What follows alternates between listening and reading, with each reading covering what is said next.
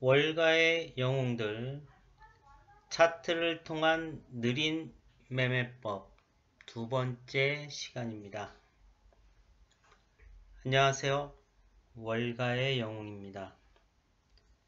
오늘은 전일 살펴보았던 이더리움의 현재의 모습과 대응법을 먼저 살펴보고요. 또 다른 기축 코인인 비트코인의 현 상태를 살펴보겠습니다.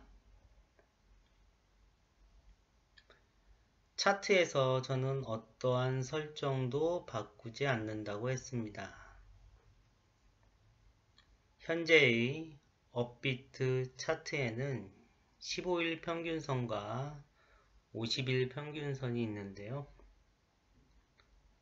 가장 많은 사람들이 접하는 차트에서 가장 대중적인 느낌으로 차트를 해석하려 합니다. 우리가 원하는 차트의 모양이 있지만 차트는 그대로 움직이지 않고 별개로 움직이는 모습을 많이 봐왔을 텐데요. 대부분의 사람들이 자신이 보유하고 있는 코인의 차트를 좋게 해석하려 합니다. 예를 들어서 원하는 선이 깨져도 그 다음 선이 받쳐주겠지. 만약에 또 쭉 내려온다. 그러면 이제 초록선이 받쳐주겠지. 끝이 없죠. 계속해서 이평선은 있으니까요.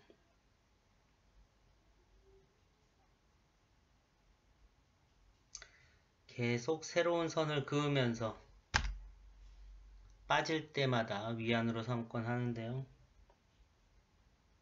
하지만 객관적이지 못한 차트의 접근은 대부분 실패를 안겨줍니다. 지금의 폭락이 그냥 나온 것일까요? 물론 계속되는 나쁜 뉴스로 인해서 폭락이 이어지고 있지만 악재만 계속되는 시장은 없고 또한 뉴스 이전에 차트에서 신호를 보내줍니다. 전 시간에 배웠던 내용이 기억나실 겁니다. 바로 앞에 양봉을 감쌌던 음봉, 몸통이죠. 혹시 이해가 안 되시는 분은 전 시간을 참조하시면 되겠고요. 이 부분이 바로 하락을 가져왔고요. 그러면 어떻게 된다? 부담이 되는 선이 생긴다. 그랬었죠. 그래서 다시 올라섰을 때는 바로 이 부분, 부담이 되는 선에서 마무리를 해야 된다. 그랬고요.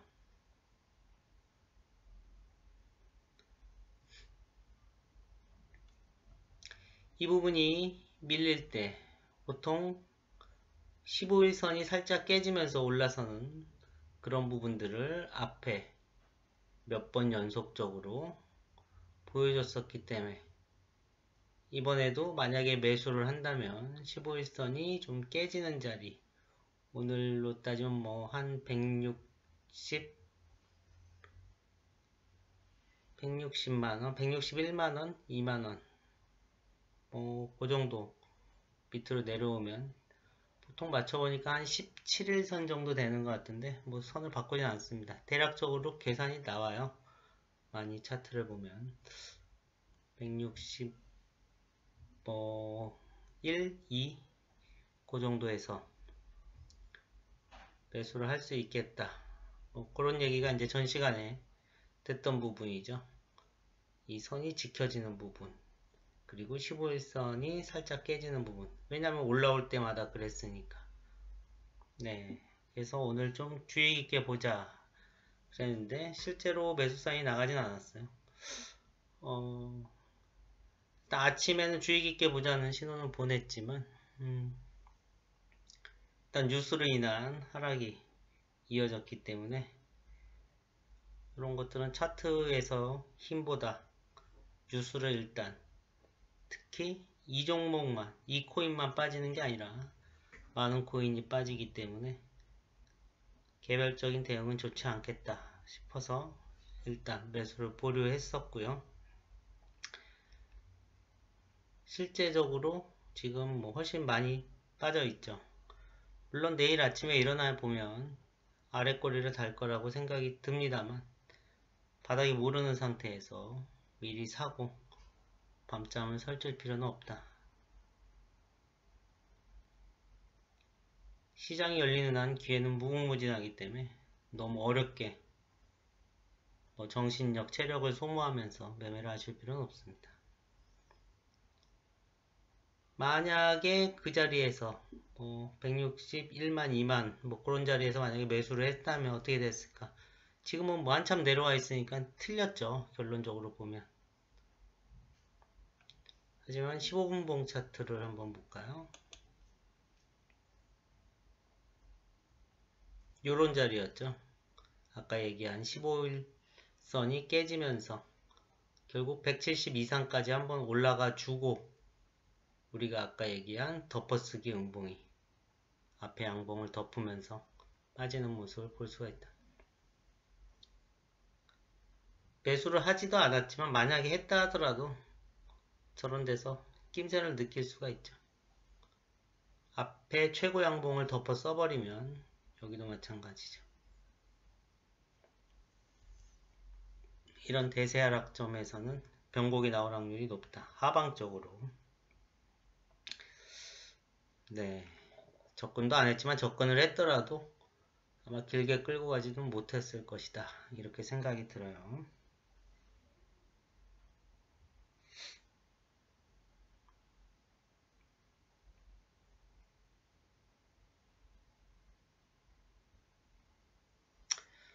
다시 일봉으로 넘어가 보죠. 네, 나름 아랫꼬리를 점점 만들고 있네요. 네, 분명 아랫꼬리를 만들 겁니다.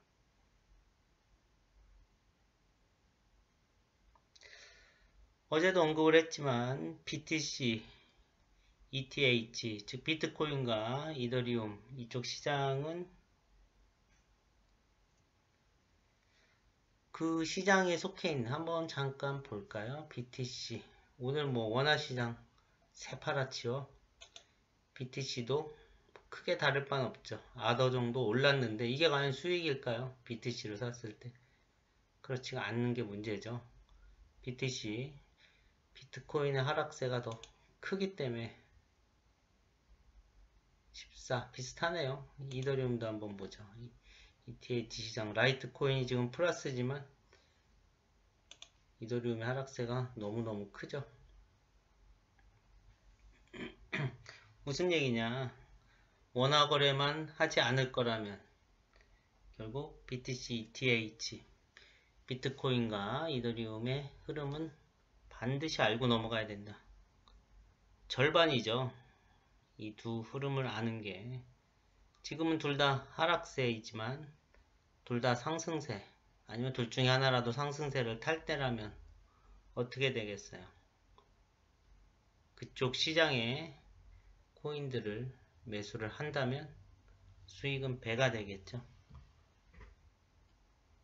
말 그대로 양빵으로 먹는다. 근데 지금 이렇게 빠지는 하락 추세에서는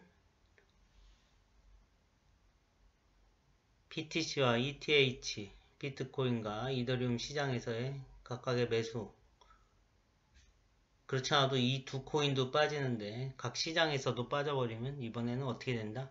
손실이 배가 되겠죠. 말 그대로 아작이 난다.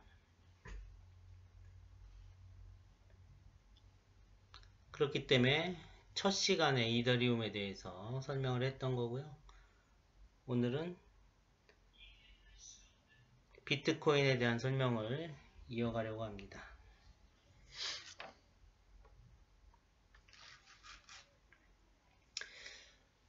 비트코인도 한번 차트를 볼까요? 비트코인도 선을 한번 그어봤어요. 어제 이더리움에서 배웠던 내용을 한번 되새겨보면 훨씬 더 유용할 겁니다. 계속 반복되는 내용이죠. 비트코인은 이더리움과 좀 다른 점이라면 일단 기울기가 없습니다. 기울기가 나왔던 구간이 뭐 이 정도를 제외하고는 뭐 기울기 자체가 없다.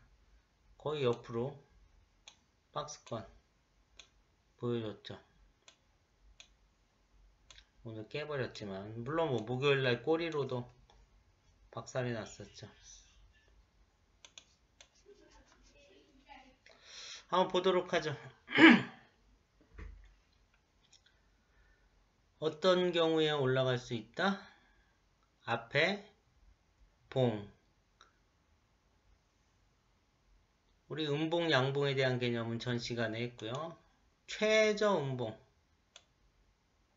이것도 최근 한 달 것만 봅니다. 긴 과거는 뭐 볼 필요도 없고, 네. 전 궁금하시면 한번 확인해 보세요. 최저 음봉을 넘어서는 덮어쓰는, 애매하게 덮어쓰는 게 아니라 그냥 확실하게. 얘는 아니죠. 얘까지 돼야 덮어쓰죠. 이 음봉을 덮어쓰면 어떻게? 올라간다. 언제까지 본다? 상승을?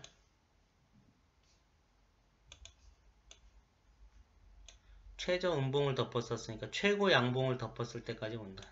최고 양봉을 덮어쓰는 얘죠.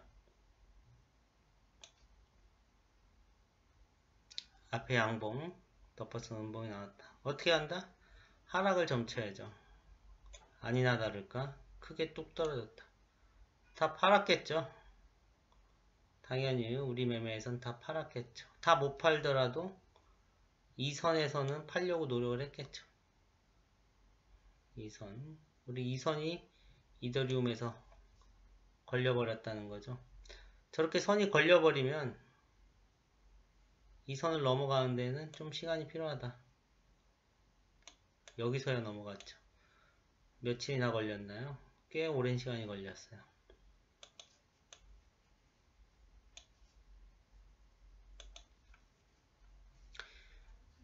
여기서 청산을 해야 되고 쭉 내려가서 이 음봉을 덮어쓰는 양봉이 나오지를 못해요. 계속 나오지를 못하다가 최저 음봉 이 부분이 돼서야 덮어쓴 것 같기도 하고 안 덮어쓴 것 같기도 해요. 저렇게 애매하면 안 한 걸로 봅니다. 안 한 걸로 보고 확실하게 덮어쓰는 게 언제 나오나. 이 양봉이 돼서야 나왔죠. 그러면 다시 뭐다? 매수다. 결국 비트코인의 최고점은 이 양봉으로 인해서 찍어주는 걸 볼 수가 있습니다. 최고점에서 팔 수는 없어요. 우리 매매법에선 이더리움과 다르게 길게 끌고 가진 못했고요. 계속 내려왔다. 이 양봉을 덮어쓰는 게 언제 나왔나요? 얘죠. 얘가 나오면서 하방이 시작됐고요. 하방은 역시나 엄청 크게 빠지는 모습을 볼 수가 있었어요. 물론 아랫꼬리를 길게 잡았지만 무슨 얘기냐, 이렇게 덮어쓰면 사실 비트코인하고 이더리움은 일정량은 보유를 하라고 제가 얘기를 해요. 이 자체도 수익이 날 거로 보지만 그것보다는 각 시장에 대응하기 위해서 많이 빠졌지만 이미 이 봉도 고점 대비 많이 밀렸지만 팔아놔야 이런 꼬리 부분 그 다음 하락에서 다시 잡을 수 있는 기회를 줬던 거죠. 결국은 최저 음봉을 여기까지만 보면 여기가 최저 음봉이죠. 덮어 세우지 못했고요. 그런 상태에서 다시 음봉이 그려지면서 계속 하락이 온다. 비트코인을 언제 살 수 있나? 언제 살 수 있을까요? 음봉이 계속 그려지고 하다가 이 음봉을 덮어씌우는 양봉이 나왔을 때 도전해 볼 만하다는 거죠.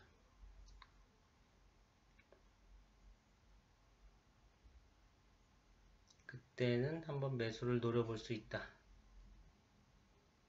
손절은 언제냐? 이 시가선이 깨질 때. 깨지면 다시 또 손절해서 또 이런 모양을 기대해야 돼요. 계속 올라가면 언제까지? 이런 모양이 나올 때까지, 이런 모양이 나올 때까지 끌고 가는 게 맞다. 그래서 한번 매매가 되면 보통 뭐 4, 5일은 쉽죠. 4, 5일 끌고 가는 경우. 그리고 포지션이 없이 계속 우리는 뭐 매도를 쳐서, 그러니까 하방에 베팅해서 먹을 수 있는 구조는 없기 때문에 그때는 그냥 현금 보유밖에 답이 없다. 대신에 다음에 살 때 웬만하면 팔았을 때보다 더 많은 양을 보유할 수 있겠죠. 말 그대로 웬만하면.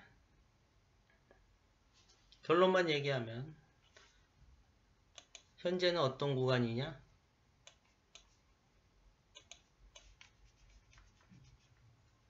갖고 있으면 안 되는 구간이죠. 언제부터? 이때부터.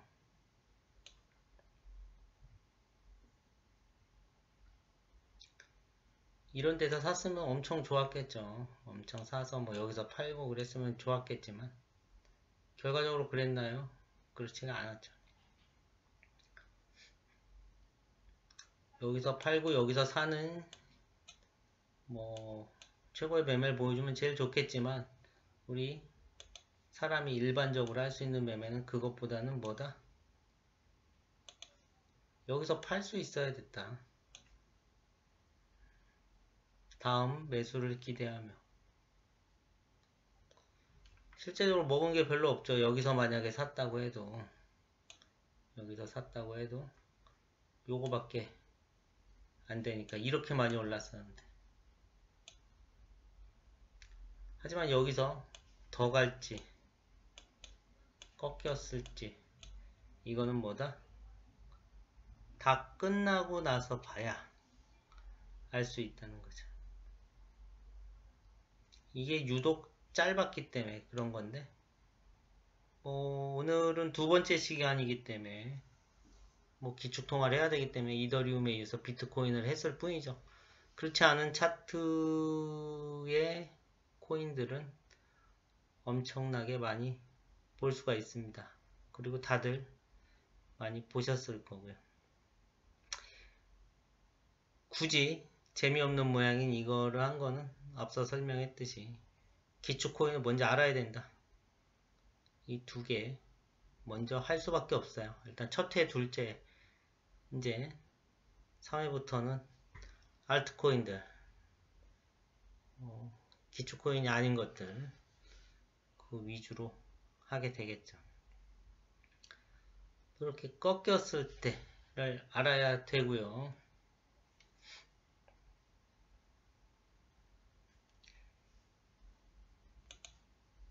여기서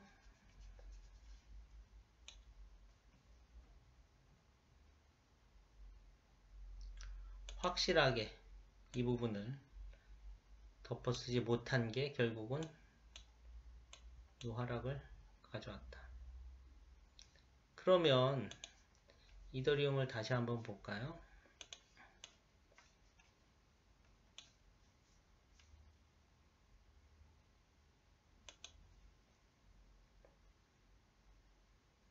이더리움은 네, 이것도 한번 선을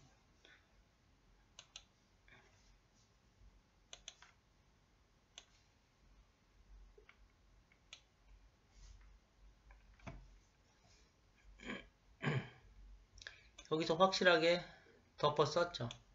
뭐가 다른가요? 덮어 썼다는 건 이 시가를 배경으로 매수할 수 있는 한 번에 시장 상황에 따라서 그런 기회를 준과 동시에 이 위에 선을 한번 만날 수 있는 기회를 준다. 비트코인과는 다르게 훨씬 더 셌다는 거죠. 두 번의 기회가 있었으니까. 물론 여기서 매수를 했다면 오늘 현재로 그대로 가지고 있다면 실패. 현재까지는. 물론 내일 9시가 돼봐야 알아요. 또 아래 꼬리를 달고 올라갈지는 모르지만 장까지 앉으면서 이걸 보진 않겠다 그 얘기를 했었고요. 이렇게 한번 덮었었던 건 결국 윗선도 보여주고 밑에서 매수할 수 있는 기회도 한 번 더 주는 비트코인과 이더리움의 차이. 그래서 우리가 이더리움 시장을 더 많이 공략했던 이유, 뭐 그런 것들이 되겠죠. 네, 오늘은 전일에 이더리움을 설명했던 걸 잠깐 더 살펴봤고요. 그리고 또 다른 기축통화인, 기축코인인 비트코인에 대해서 현 상황이 어떤지 살펴봤습니다.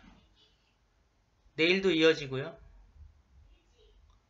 내일은 새로운 알트코인으로 찾아뵙겠습니다. 네, 끝까지 봐주셔서 감사합니다. 내일 뵙도록 하죠.